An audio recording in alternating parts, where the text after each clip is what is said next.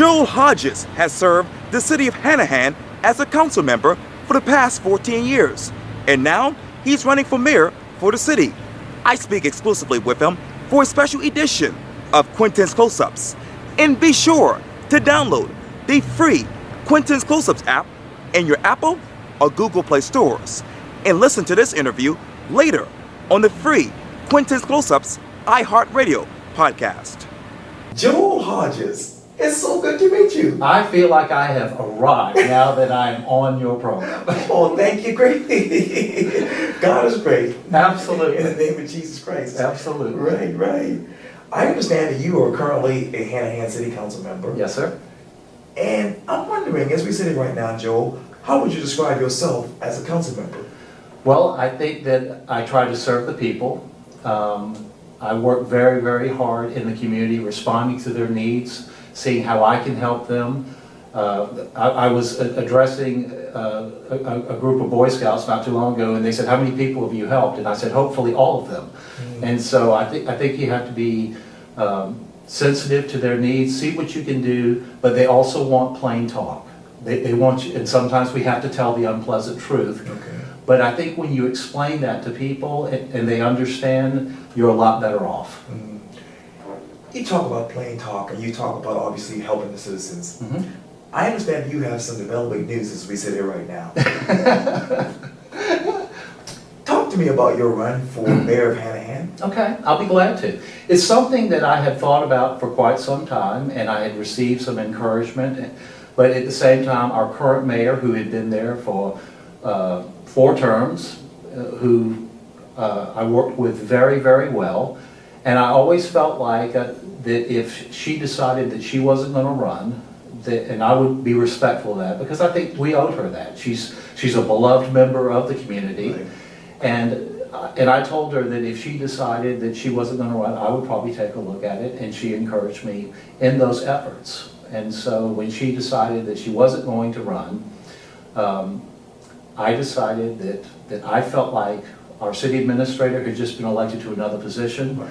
There are going to be some changes. We don't know who he may be taking with him. Okay. And I felt like it was an opportunity for me, and being there and serving for 14 years, that it would be a reassuring effect on our employees, on making sure that the ship is still sailing, on making sure that needs are taken care of, and also being the face of Hanahan is a huge responsibility, because I had been not only active in our city, right, but in our community. I've been a member of Charleston Breakfast Rotary Club for 20 years. I've also served at my church. I teach Sunday school, and I'm a deacon as well. And so I have done other things, from being downtown Charleston all the way up to Somerville, and this is the only place, the Low Country, that I've ever lived. And so I think I bring a lot of experience, a lot of connections to the table, because I have been deep roots in this community for quite some time, and I think the citizens will benefit from that. You talk about a long time, you talk about Hanahan, you talk about the citizens. Everywhere you go, and everybody I talk to for Quintin's Close-Ups, I talk to them about this issue, and that is quality of life. Mm-hmm. What is your definition of quality of life when you think of Hanahan?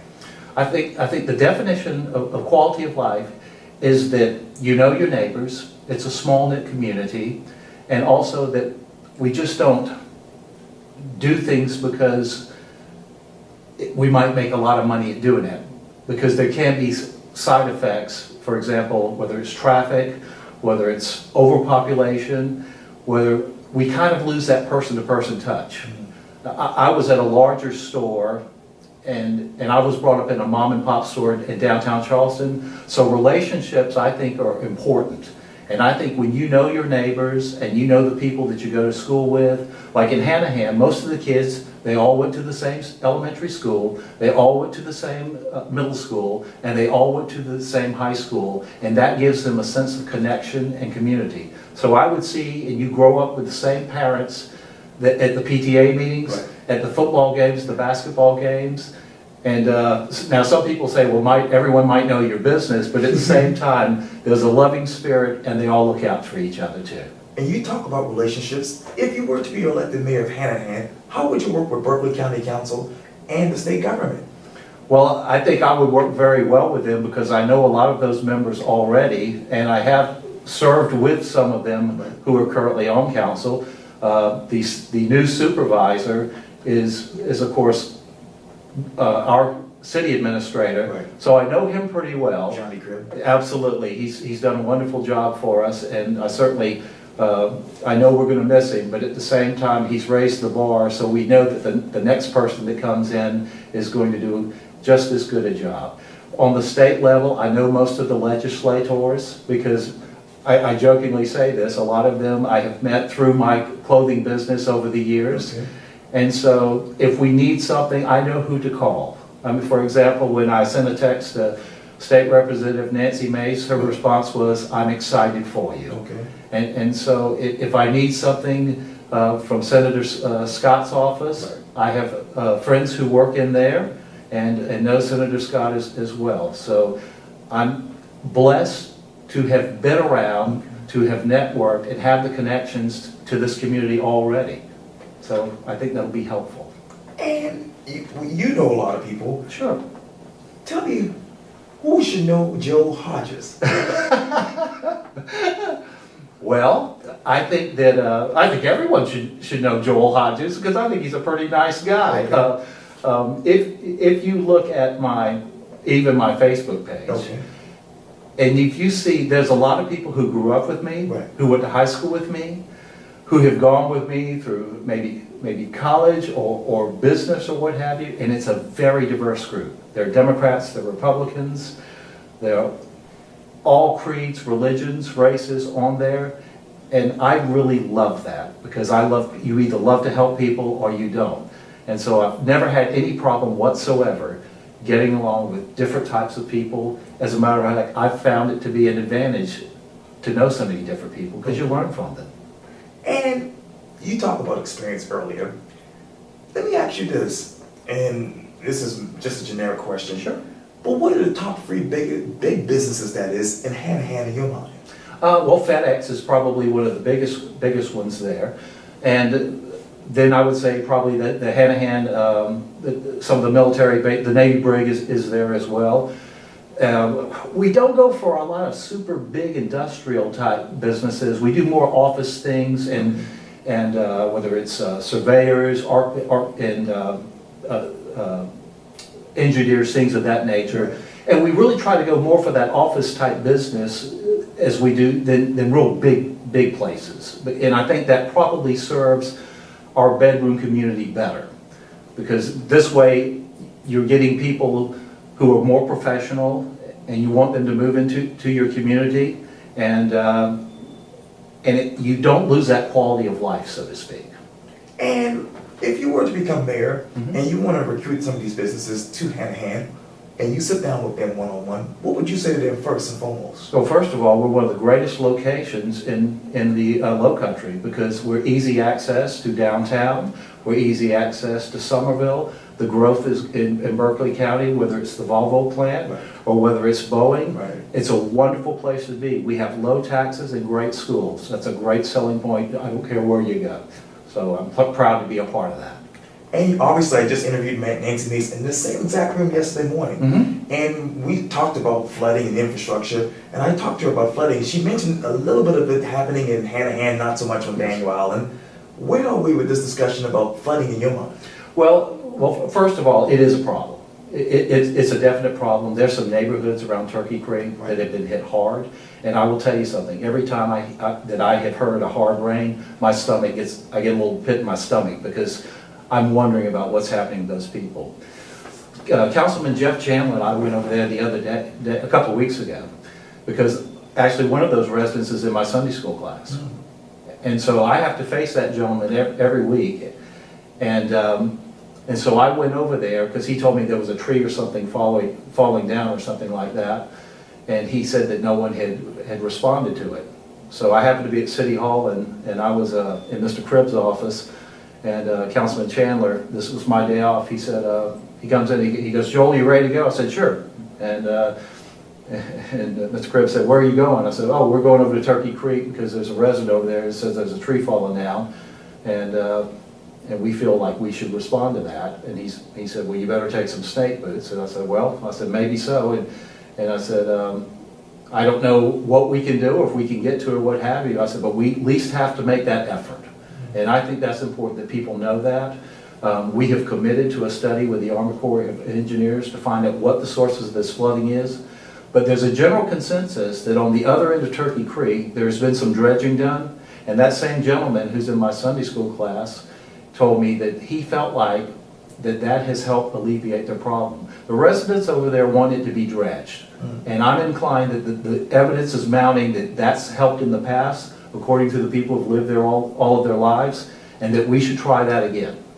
How do you alleviate the problem of infrastructure in the future? Well, I tell you, it's a tough one. It's a tough one because you have a lot of growth, you have a lot of potholes, Okay. and obviously you have to work with the county because they're helpful. You have to work with the state legislature, and we can have people sit down and talk and work this thing out. There's a solution. For example, we were bogged down with getting a new school, which a bond was passed in 2012, Right. and it got dragged on for 18 months. And I wasn't involved in that at the time, but at the same time, it almost seemed like it was just getting out of control. And so Councilman Jeff Chandler and myself offered to go meet with one of the school board members, Dr. Kent Murray, and on a Sunday afternoon, we said, "Can we come over and talk to you?" Because this thing was headed for litigation. The school board was threatening to move this school to Goose Creek. And I just I felt like this, and so did Councilman Chandler. I said, there is a solution here, and we're just not seeing it for some reason. Let's go talk to them. So we sat down, and within 2 hours, we had an agreement in principle. We got it passed unanimously through Hanahan City Council, and then 2 weeks later, on October the 27th, 2016, the Berkeley County School Board, after all this fussing and fight or what have you, passed it unanimously also. So the bottom line is this: when we work together, whether it's with the county, whether it's with the state legislature, whether it's with Senator Scott's office, we can get things done when we want to. And I totally believe that we can address this flooding issue. As a matter of fact, I was just at the Municipal Association, and Mayor Tecklenburg was there, Right. and he said, and he shared some information with me. He said, there are programs out there, he said, we didn't even know about. And he offered to send that information to me. So like I say, the municipalities working together, all of us sitting down, there's always a solution, and we can get things done. And I believe that if I'm elected mayor, that we're going to get those things done, and we're going to make progress. And it's not going to be select.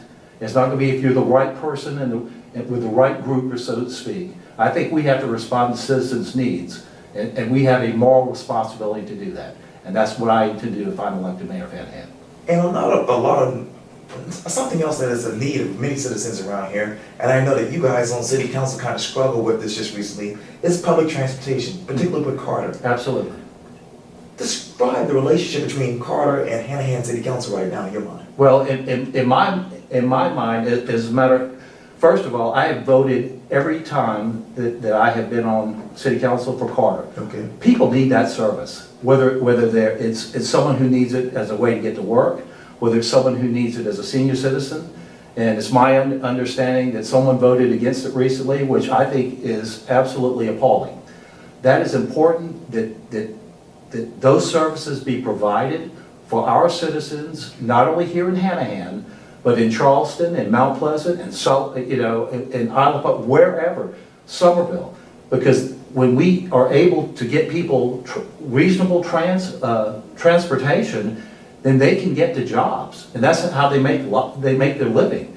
And I think once again we have a moral responsibility to see that is funded. It's important, and it helps reduce traffic on our highways. You talk about infrastructure, that in itself is helpful in a lot of ways. And describe the future of Hanahan in one word. Optimistic. Well, Joe Hodges, thank you so much for your time. Really, really appreciate this, Joe. Thank you, I enjoyed it thoroughly. Greatly, yes, sir. I appreciate it greatly. Yeah, thank you.